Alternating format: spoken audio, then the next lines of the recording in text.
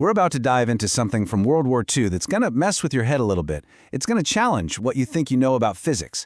This is the story of a bomber gunner, way up at 30,000 feet, who had to do the one thing that felt completely, totally wrong to stay alive. He had to aim behind his target. Okay, so I want you to picture this. It's 1943. You're high above the North Sea. You're a waist gunner in a B-17. The air is absolutely freezing, and then you see it. A German fighter plane, a Messerschmitt 109, just slicing through your formation. It's coming at you, fast. It's a perfect target. I mean, every single instinct you have is just screaming at you to put your gun sight right on its nose and let her rip. But you don't. Instead, you do something that feels insane. You aim 6, count them, 6 full plane lengths behind it. You're literally shooting at empty air. And then, just a couple seconds later, boom, the German fighter just vanishes in a fireball. So how is that even possible? How can it be that in a life-or-death dogfight, aiming right at your enemy was a guaranteed miss? This isn't some kind of magic trick. It's a fundamental law of physics, and it's a law that American aviators had to learn, and learn fast, or they were going to die. The story of how they figured this out, well, it's a story of pure desperation, incredible innovation, and basically rewiring the human brain. All right, Section 1. So to really get why this was such a huge deal, we have to look at the bigger picture. This wasn't some puzzle for physicists to solve in a lab. No way. This one single misunderstood idea was putting the entire American bombing campaign at risk. We're talking about tens of thousands of lives just hanging in the balance. And this number? This says it all. 0. In early 1941, with war clouds gathering, how many special schools did the U.S. Army Air Corps have to train aerial gunners? Exactly 0. None. They were cranking out these incredibly expensive, advanced bombers, but the guys who were supposed to defend them, they had basically no clue how to shoot from one speeding plane at another speeding plane. It was a massive, terrifying blind spot. And it's not like they didn't know what would happen. They had a front row seat to a disaster. They were watching Britain's Royal Air Force get just chewed up over Germany. See, the British gunners were doing exactly what felt right. They were aiming straight at the attacking German fighters, and they just kept missing, over and over again. It was a total catastrophe. The U.S. military looked at that and knew, we cannot let this happen to us. We have to figure out what they're doing wrong, and we have to do it now. All right, Section 2. So, here we get to the real heart of it. This wasn't a problem of courage, you know? It wasn't about whether these guys were good shots. It was all about physics. And the solution? Well, it meant taking everything a person thought they knew about shooting a gun and just flipping it completely on its head.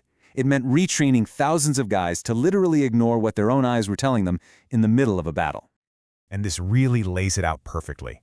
Look, for pretty much all of human history, if you shoot at something that's moving, right? A bird, a deer, whatever, you lead it. You aim out in front of it.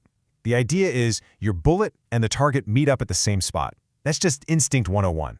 But, and this is the huge but, when you're firing from a bomber that's also hurtling through the air at 300 miles an hour, everything changes. All of a sudden, to hit something crossing in front of you, you had to aim behind it. I know. It sounds crazy. And the key to understanding this whole thing is a concept called inherited velocity. You see, the trainees, they all figured their bullets just shot straight out of the gun barrel. Simple, right? But they were totally wrong. A bullet fired from a B-17 isn't starting from a standstill. The second it leaves that barrel, it's already traveling forward at 300 miles per hour, the exact same speed as the plane. It inherits all that forward momentum. So, to make this idea click for people, the instructors out in the Nevada desert came up with this absolutely brilliant training exercise. First, they had the students shoot at clay pigeons from a standstill. No problem. They were leading the targets, hitting them, just like you'd expect. But then, they put those same guys with the same shotguns on the back of a moving truck. All of a sudden, nobody could hit a thing. Not one. They were still aiming ahead, but their shotgun pellets were inheriting the truck's forward motion, so they were sailing right past the front of the clay pigeon every time. And that was the big aha moment. They finally understood they weren't just shooting a gun, they were launching something that was already a moving object. Okay, new section. All this training, all these aha moments in the desert, they were about to be put to the ultimate, most brutal test you can imagine. We're talking about the Schweinfurt raid. It's August 1943, and a huge formation of 376 B-17s is flying deep, deep into Germany to hit these ball-bearing factories. This was trial by fire, but on a scale that's hard to even comprehend.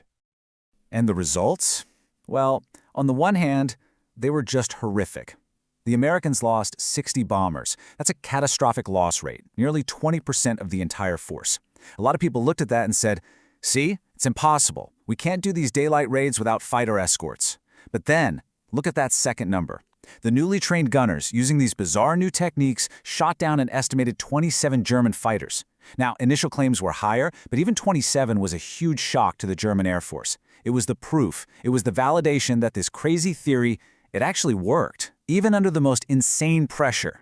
And the psychology of this is just fascinating. When you read the reports from the gunners after the mission, they said that even with all the training, their gut instinct in the heat of battle was still to aim right at the enemy plane. They had to consciously, actively force themselves to remember what they learned and aim at that empty patch of sky. They flat out admitted that if it wasn't for that training, they would have reverted to instinct and they would have missed. This wasn't natural. It was a learned, forced discipline.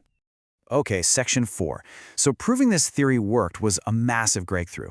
But it still depended on a human brain, a probably terrified 19-year-old brain, doing some really complex mental math under unbelievable stress.